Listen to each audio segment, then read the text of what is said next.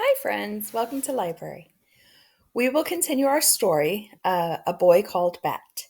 And as you will recall from our last reading, um, he was having a really bad day, Bat was, and he looked forward to nothing more than just to get in his mom's car and just go home. And um, and then when he walked out, it's Dad's weekend, so he doesn't get to see the baby Kit, and he doesn't get to see his mom, and he's going to his dad's house for the weekend, which he's not too excited about because he likes his routine. He doesn't like change, and going to dad's house is a change. So, chapter 11, apartment 2A. Hi, Sport, said Dad. Bat didn't like being called Sport because he didn't like playing sports or watching sports. Bat liked being called Bat because he liked playing with the animals and reading about animals and watching videos about animals. But Dad didn't like calling him Bat.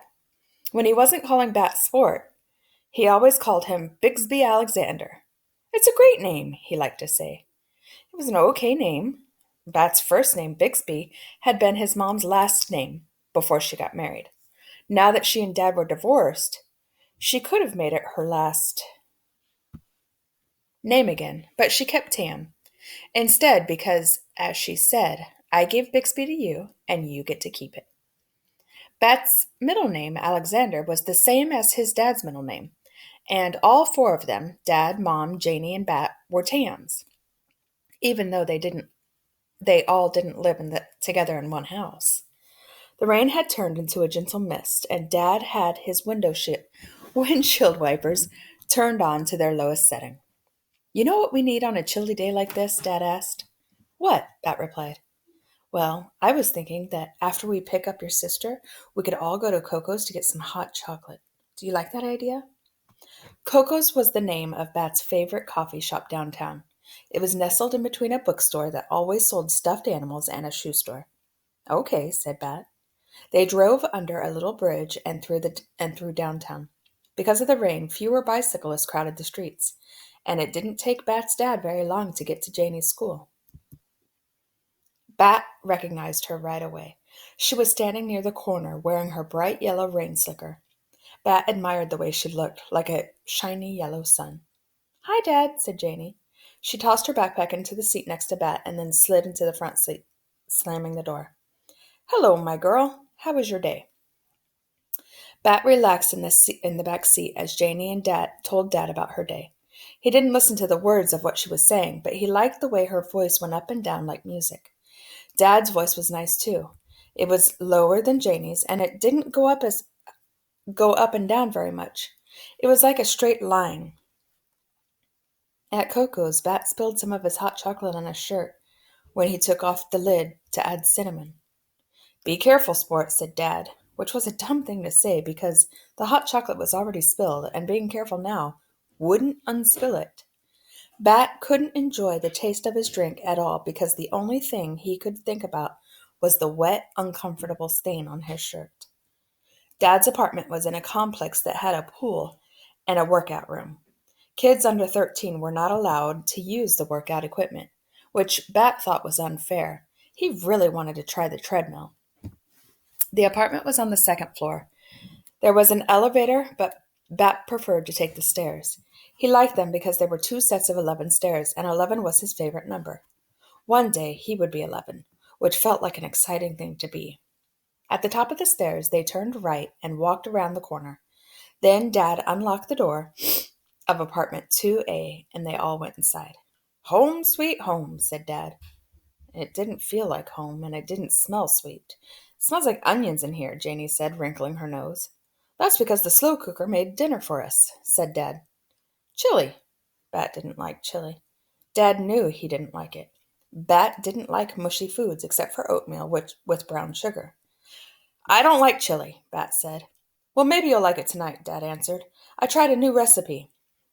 Unless the new recipe was for a chili that didn't include chili, Bat would not like it. Bat sighed and shrugged off his backpack. It was going to be a long weekend. Chapter 12. Finally. On Monday afternoon, after Miss Kiko rang the bell, Bat walked outside as fast as he could without running. Running was not allowed in the school hallway. Bat couldn't wait to go home to his very own room. He couldn't wait to see the baby kit again.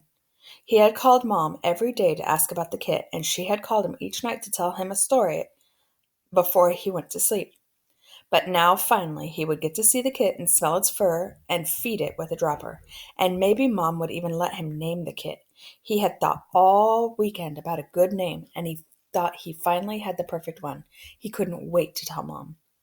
But Mom's burgundy station wagon wasn't in the line of waiting cars. Israel's mom was there, in her tall blue van, and Jenny Pearson's grandmother was there in her little green bug. One by one, Bat watched his classmates climb into the cars. Blue cars, white cars, black cars, clean cars, and dirty cars. No Mom car. Suddenly, Bat felt a hand on his shoulder. It was a man's hand with 3 silver rings, Mr. Grayson's hand. "Your mom must be running late, huh, Bat?" asked Mr. Grayson. Up close like this, Bat noticed a line of hard, short, little hairs just sprouting above his teacher's upper lip. Was Mr. Grayson trying to grow a mustache? "Mr. Grayson," Bat said, "did you know that gorillas can catch human colds and other illnesses?" "Is that so?" said Mr. Grayson. "It is," said Bat.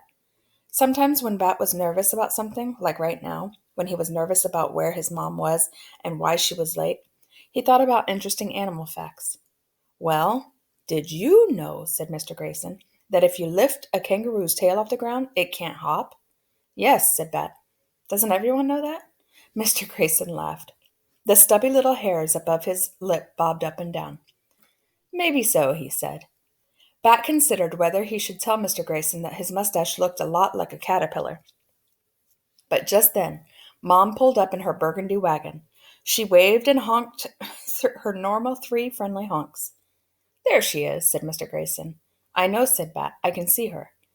Mr. Grayson sighed and rubbed his finger along his upper lip. "Okay, Bat," he said. "Have a good afternoon." He waved at Bat's mom before walking away across the parking lot to his own car. It was a little orange coupe, usually dusty but clean today because of the rain over the weekend. Bat opened the back door of the station wagon and climbed in, slipping out of his backpack before he shut the door. "Hello, Bat," said Mom. "Hello," said Bat. He buckled his seatbelt. "You're late." "I know," Mom said. "I'm sorry." She turned around from the front seat to smile at him. "I missed you," she said. Then she turned back around and started driving toward home. "I missed you too," Bat said. "Dad made chili and wouldn't let me watch the Animal Channel because there was a basketball game on, and Janie was busy all weekend practicing the song for her stupid play."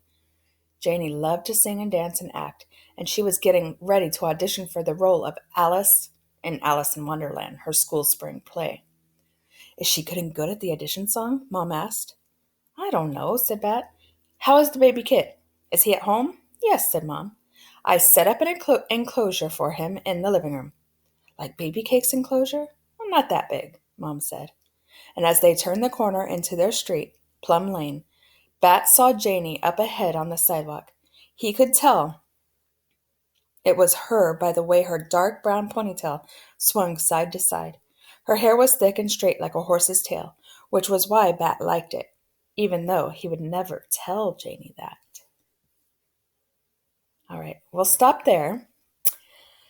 So, he's back home. I think things are going to look a little better. Stay tuned for next reading of chapter 13, What's in a Name? Oh, and remember, that's where Bat is going to suggest the name that he had been thinking of for the kit to his mom. Let's see if she lets him name it. Because remember, he's not allowed to keep it. And they're going to be taking it to the Humane Society after it reaches its age that it doesn't need so much care. Whew, lots going on, guys. I hope you're enjoying it. See you next time.